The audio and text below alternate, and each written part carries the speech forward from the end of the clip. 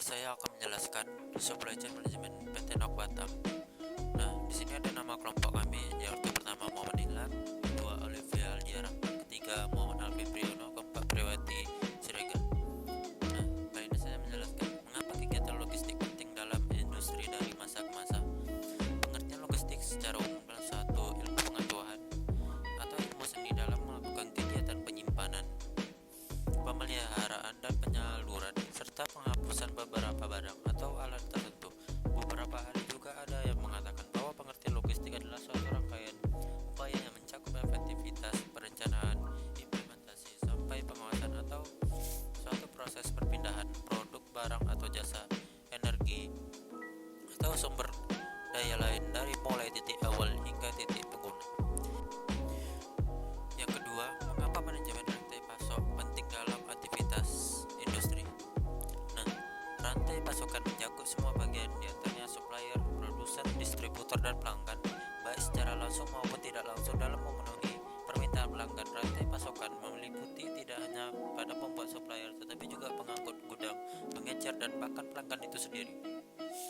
Pada tiap organisasi, perusahaan manufaktur rantai pasokan meliputi seluruh fungsi-fungsi yang terlibat dalam penerimaan dan pengisian permintaan pelanggan. Fungsi ini termasuk tetapi tidak dibatasi perkembangan produk baru, pemasaran, operasi, distribusi, keuangan, dan customer service. Rantai pasokan merupakan hal yang dinamis dan melibatkan aliran informasi yang konstan produk dan keuangan antar tingkat-tingkat yang berbeda. Pada kenyataannya, tujuan utama dari berbagai rantai pasokan adalah memenuhi kebutuhan pelanggan dan dalam prosesnya menghasilkan keuntungan bagi dirinya sendiri. Mengapa memilih studi kasus yang akan diuraikan pada bab 3? Nah, PT Nok Indonesia adalah perusahaan yang bergerak di bidang manufacturing yang bergerak di bidang komponen otomotif, dan perusahaan ini memiliki atau hampir memenuhi kebutuhan dari studi kasus yang akan kami cari. SC dan SCM konsep. Supply chain management atau disebut SCM merupakan bagian penting dalam industri manufaktur. Dalam industri manufaktur, SCM memiliki kegiatan utama, yaitu merancang produk baru, merencanakan produksi dan persediaan, melakukan produksi, kegiatan pengiriman, dan juga pengadaan bahan baku. Pengadaan bahan baku atau material merupakan aktivitas yang penting di dalam sebuah industri. Nah, SCM 4.0 ditandai dengan hadirnya superkomputer, robot pintar, neuroteknologi, dan lain sebagainya. Namun di Indonesia belum semua teknologi tersebut dapat diadopsi. Para pelaku usaha di Indonesia baru bisa menerapkan komputasi awan atau disebut cloud environment dan Internet of Things atau disebut cloud. Hal ini dikarenakan para pelaku bisnis di tanah air belum benar-benar siap untuk mengambil langkah perubahan.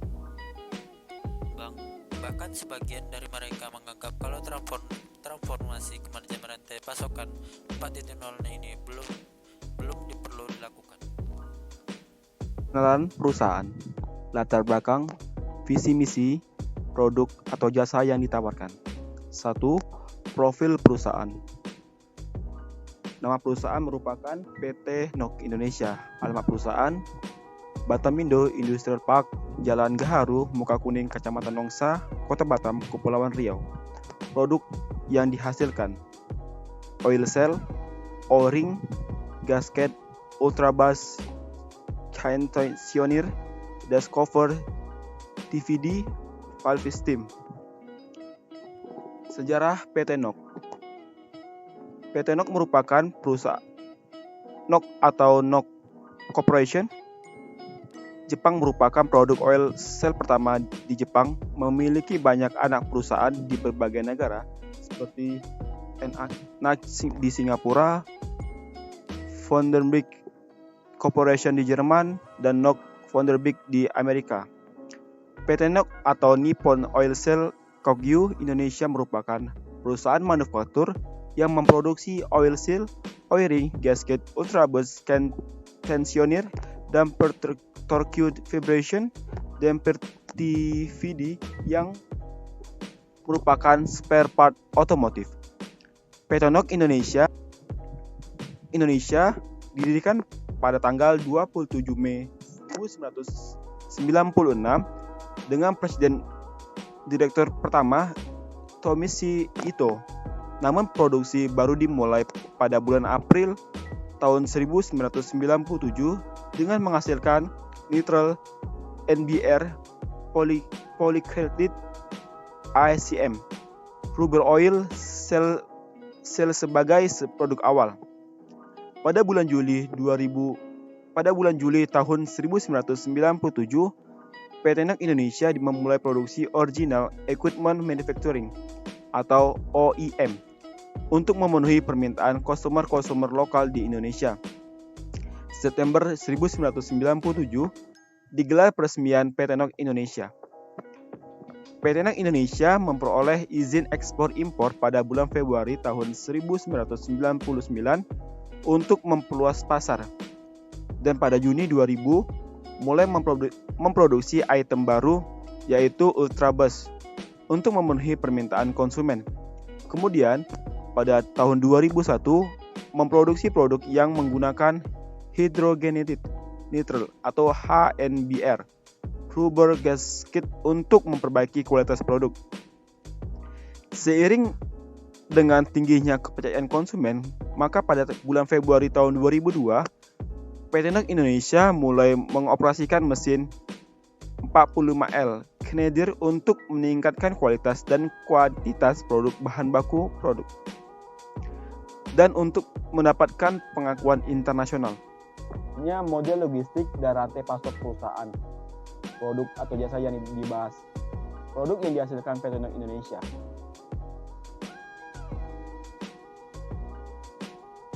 Zaman dahulu, metode untuk menghilangkan kebocoran adalah dengan menyumbat bagian yang bocor, disebut dengan bahan yang halus dan sesuai, terhadap bahan yang mempunyai fungsi seperti yakni mencegah keluarnya sesuatu yang tak dikehendaki. Diberi nama seal, sedangkan di Jerman, seal disebut Dötzing, yang artinya singgung atau jepit. Dalam era persaingan industri yang semakin global dan disertai dengan pengembangan teknologi yang semakin maju dan canggih, industri terus berusaha meningkatkan kuantitas dan kualitas produk yang baik yang dihasilkan maupun komponen pendukung produk tersebut.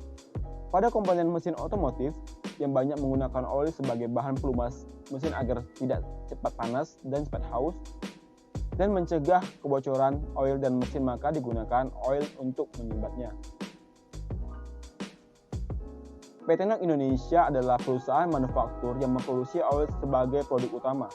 Namun seiring dengan pengembangan perusahaan, PT NOK Indonesia melakukan pengembangan sehingga dapat menghasilkan berbagai macam produk yang berkaitan dengan rubber molding. Berikut beberapa produk utama PT NOK Indonesia antara lain: yang pertama, oil cell discospor circuit vibration atau damper, traction vibration damper atau DVD, 4 Ultrabus, 5 Valve Steam, 6 Freshener, dan 7 O-ring. Dan baik, selanjutnya model transportasi dan distribusi pada perusahaan. Yang pertama, transportasi darat. PT NOK melakukan distribusi pada perusahaan menggunakan jalur darat, yaitu truk. Truk adalah salah satu jenis kendaraan yang juga sering digunakan sebagai alat transportasi di Indonesia. Yang kedua, transportasi laut. PT NOK melakukan distribusi pada perusahaan juga melakukan jalur laut, yaitu kapal. Dibandingkan jalur udara, jalur laut memang merupakan jalur yang paling murah. Jadi tidak asing lagi jika PT NOK lebih memilih transportasi kapal untuk jalur pendistribusiannya. Selanjutnya, model pengadaan, pemilihan supplier, dan pembelian pada perusahaan. Yang pertama, kualitas atau quality. Kualitas merupakan salah satu kriteria yang paling penting dipertimbangkan oleh PT NOK dalam memilih pemasok bahan-bahan yang dibutuhkan. Kualitas adalah sesuatu yang bisa mempertahankan loyalitas konsumen atau pelanggan pada perusahaan. Kriteria kualitas yang dimaksudkan di sini adalah kemampuan pemasok menghasilkan bahan-bahan yang dibutuhkan yang berkualitas. Yang kedua, biaya atau cost. Kriteria biaya bahan baku yang dipasok oleh pemasok merupakan kriteria finansial yang menjadikan pertimbangan utama setiap pabrik dalam memilih pemasok. Kriteria biaya bahan baku dalam hal ini mencakup seluruh faktor yang berbau finansial yang harga barang-barang mentah yang dibutuhkan itu sendiri, serta biaya pengiriman bahan mentah. Bagi perusahaan yang memproduksi barang atau produk, harga bahan baku menjadi pertimbangan utama dalam memilih pemasok. Yang ketiga, ketepatan dalam pengiriman atau delivery. Kriteria ini menilai pemasok dari segala pelayanan pengiriman bahan baku, baik mengenai ketepatan waktu pengiriman maupun ketepatan jumlah barang yang dikirim. Ketepatan jumlah bahan baku yang dikirim serta waktu pengiriman yang juga perlu diprioritaskan. Pengiriman yang dilakukan harus sesuai tepat waktu, tepat jumlah, tepat sasaran, sehingga tidak mengganggu kelancaran kegiatan operasional. Yang keempat, fleksibilitas. Kriteria ini menilai pemasok dari segi kemampuan pemasok memenuhi permintaan terhadap perubahan jumlah dan waktu. Kriteria ini berhubungan dengan performance atau kinerja dari pemasok. Kelima, responsibilitas. Kriteria ini menilai pemasok dari segi kemampuan pemasok dalam merespon problem atau masalah maupun permintaan. Merespon masalah dalam pengertian bagaimana pemasok menanggapi perusahaan atau permasalahan-permasalahan yang dikeluhkan oleh konsumen dalam kurung perusahaan. Sedangkan merespon permintaan pengertiannya adalah